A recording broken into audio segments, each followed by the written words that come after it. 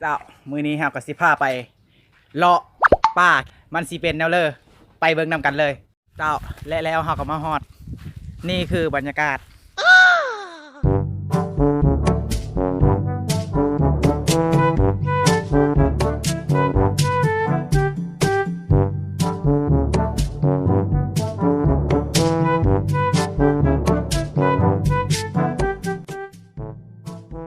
แล้วเฮาสิกลับบ้านก่อนจบคลิปอยู่ที่บ้าน